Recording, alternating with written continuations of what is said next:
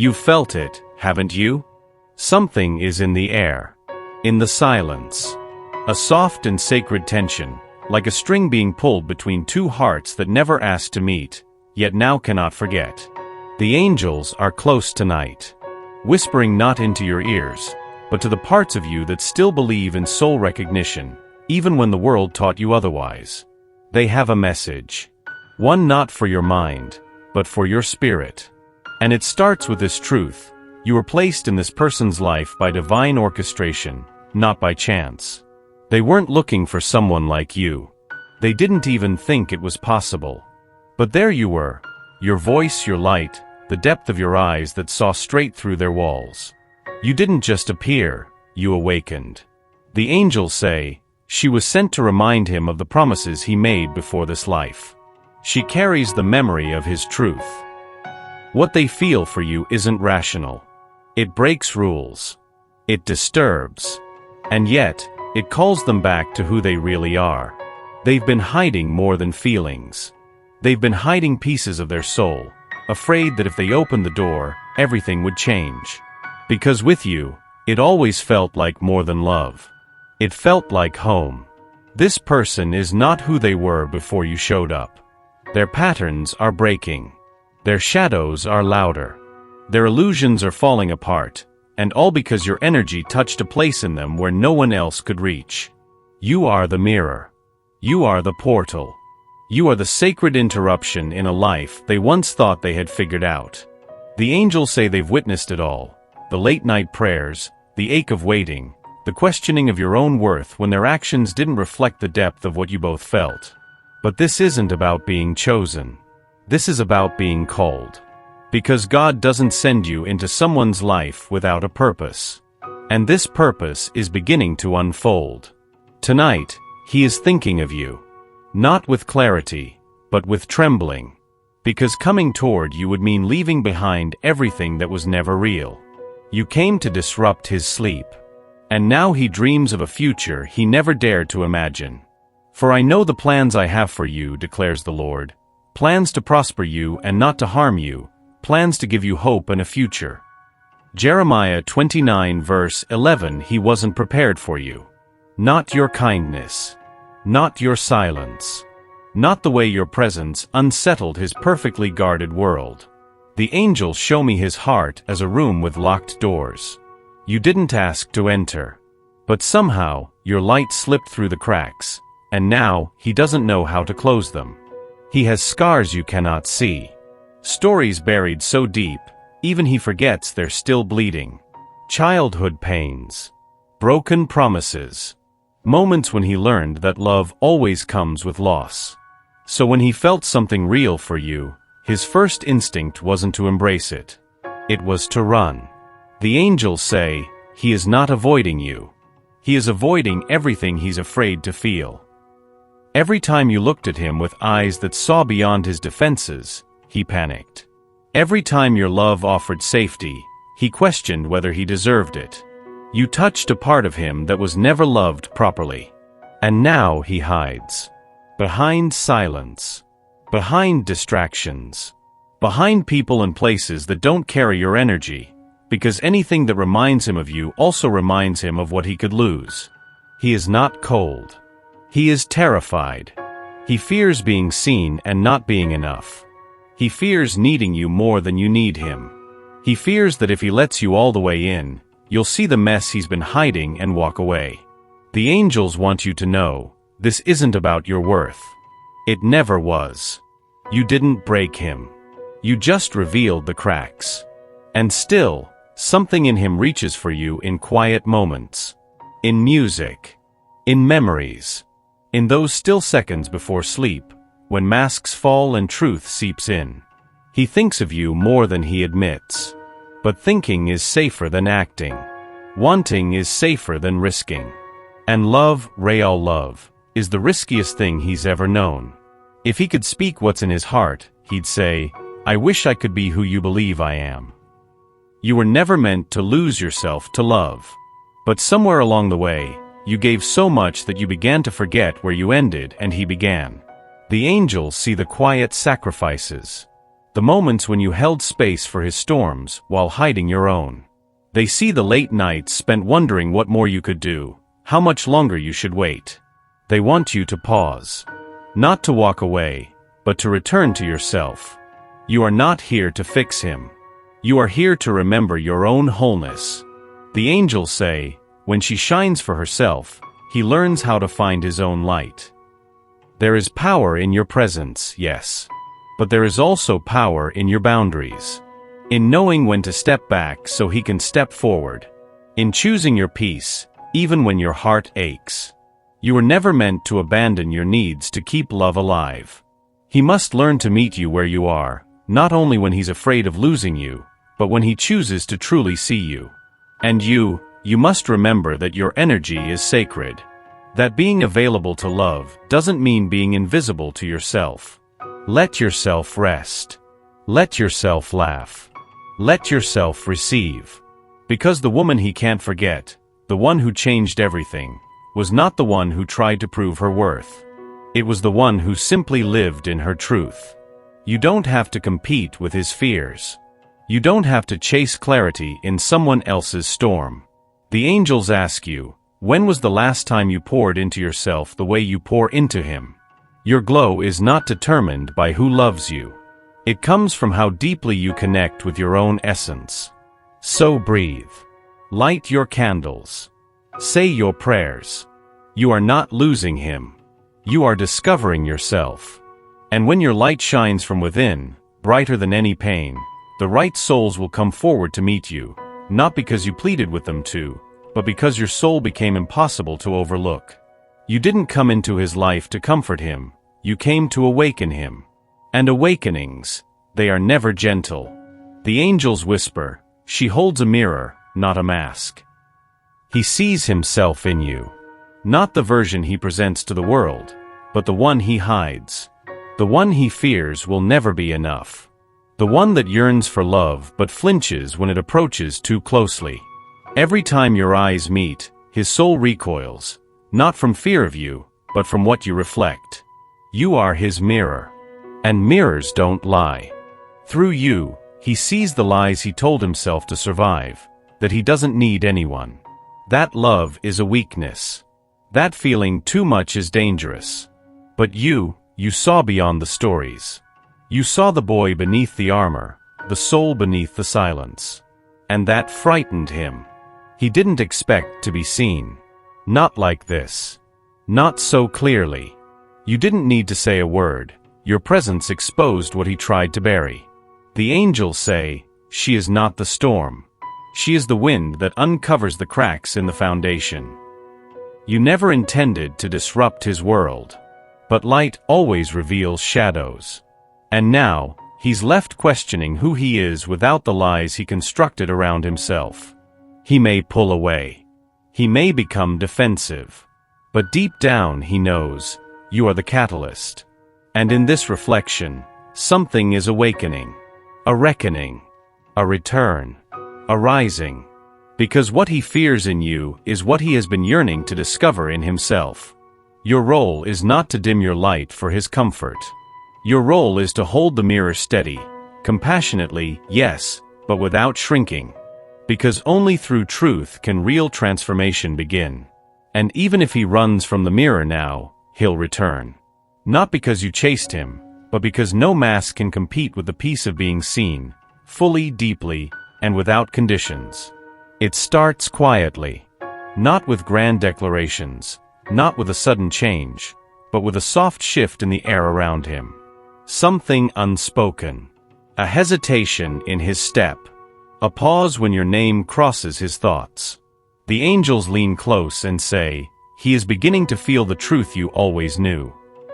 This is not the awakening of logic, it is the rising of soul memory. Something ancient in him remembers your touch, your voice, the way your presence calls him home. He cannot explain it. But something in him is stirring. Where there was numbness, now there is ache. Where there was avoidance, now there is restlessness. He is haunted by your absence during moments he once felt whole. The angels are showing us a heart thawing. Slowly, painfully, but undeniably. He revisits your words. He replays your laughter. He wonders how you always knew what he couldn't say.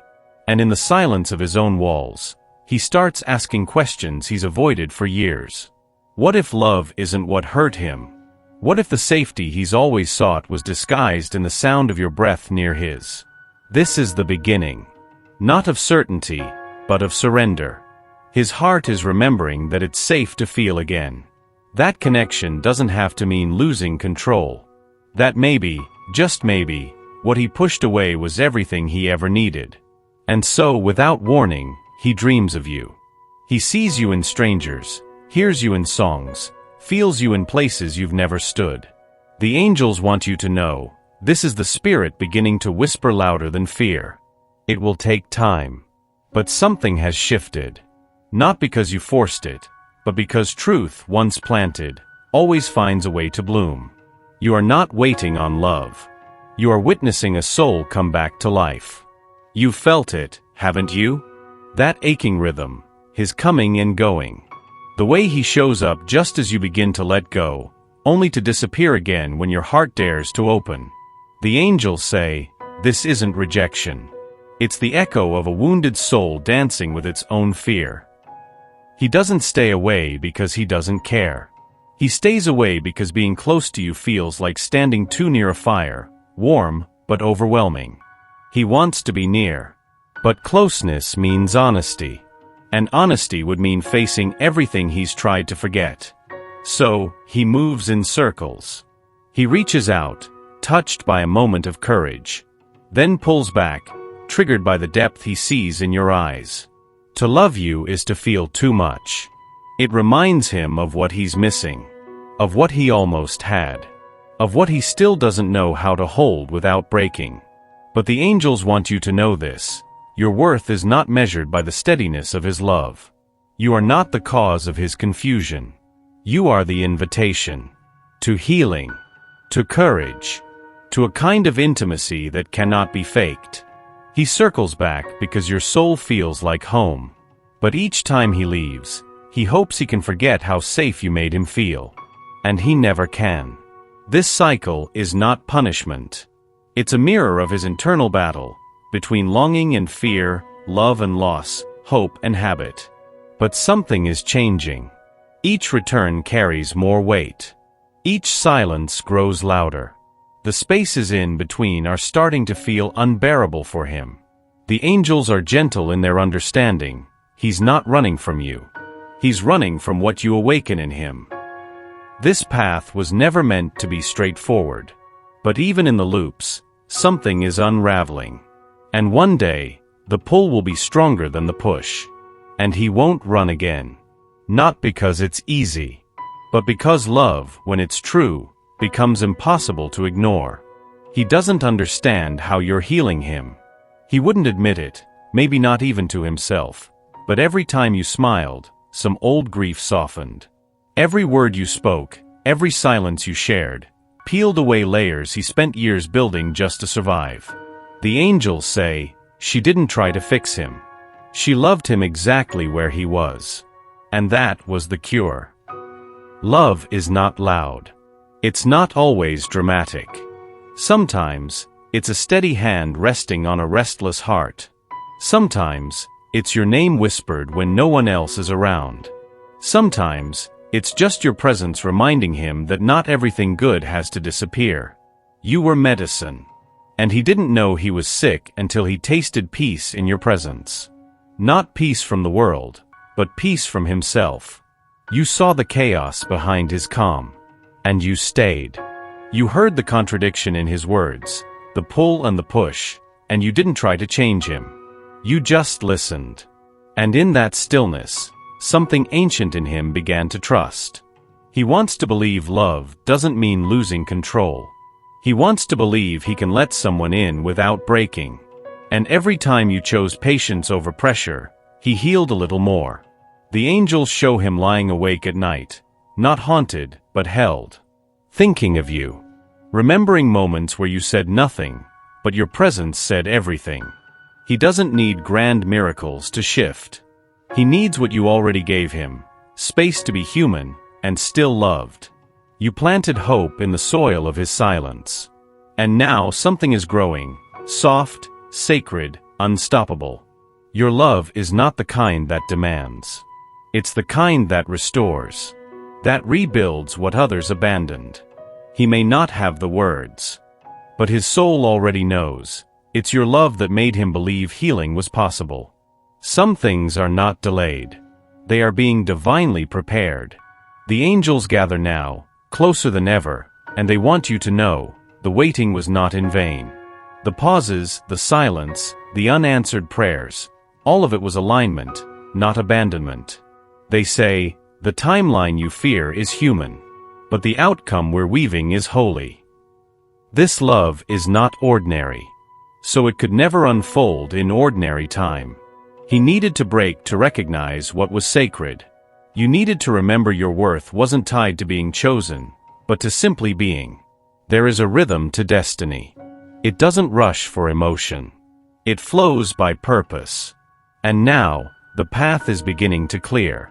You may not see it yet, but something is shifting in the unseen. The angels are rearranging pieces, softening hearts, guiding conversations that have not yet happened, but will. He is beginning to feel the pull, not of fantasy, but of fate. There is a moment coming. A moment where hesitation dissolves and truth rises. Where what was once impossible becomes inevitable. And when it comes, it won't need proving. The angels whisper, she was always part of the plan. We kept her hidden until he was ready to see. You were never waiting for him.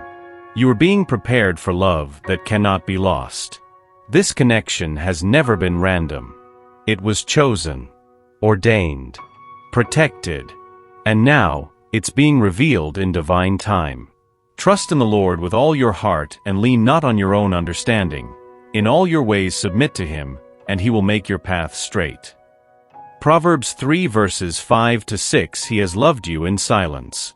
Not because his feelings were small, but because they were too large to carry out loud. The angels show his heart like a room with no windows, locked from within, not out of malice, but out of memory. He learned early that vulnerability could be dangerous. That being seen often led to being left. So he grew guarded, polished, controlled. But then came you, unfiltered, radiant, impossible to predict. And suddenly, his systems began to fail. You didn't ask for entry. You simply existed, and he unraveled. The angels whisper, she didn't touch his body first. She touched his soul. And that's what frightened him. To love you would mean to fall. To admit need.